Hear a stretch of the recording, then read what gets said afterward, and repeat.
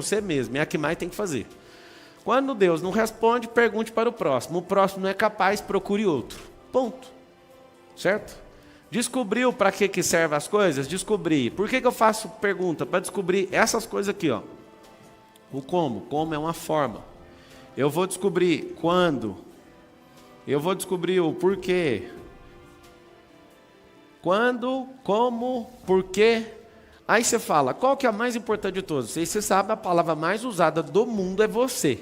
A segunda palavra, está entre as três mais, mas a mais digitada no Google chama-se como. Como fazer tal coisa.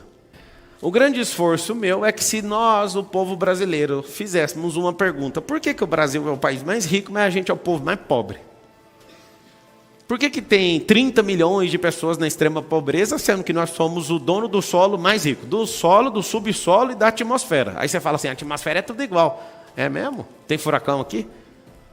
Tem problema aqui com algum tipo de intempérie?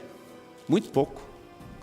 Mas se todo mundo fizesse uma pergunta, a gente não ia deixar de votar num para votar no outro. Ou então a gente não ia ficar molenga numa situação que pode mudar a rota do nosso país. A gente ia fazer pergunta. Se você aprender a fazer pergunta, quando você não gostar de uma pessoa, você não vai falar, eu não gosto dela, não vou ouvir nada. Você fala assim, o que eu posso aproveitar dessa pessoa que eu não gosto? Vocês conseguem entender o que eu estou falando ou não? Quando eu era um bobo na vida, eu era cheio de não gostar de uma pessoa ou de outra. Aí eu fiz uma pergunta, essa pessoa tem algo que eu não carrego? Que não está ativado dentro de mim? Tem. Então o problema é dela, se eu não gosto dela, não é meu mais. Se eu não gosto dela, não vou jantar com ela, só isso, mas eu vou aprender tudo que eu posso aprender. Quando você começar a aprender, fazer perguntas, você vai abrir a sua mente, você vai abrir seu coração, e você vai fazer o quê? Você vai deixar de lado se gosta ou não gosta, você vai tirar proveito, muito mais proveito da vida.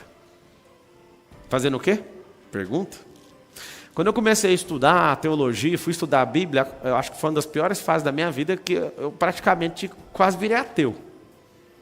Que eu olhava para aquilo e falava, não é possível isso aqui. Aí comecei a fazer pergunta. O cara que era o maior ateu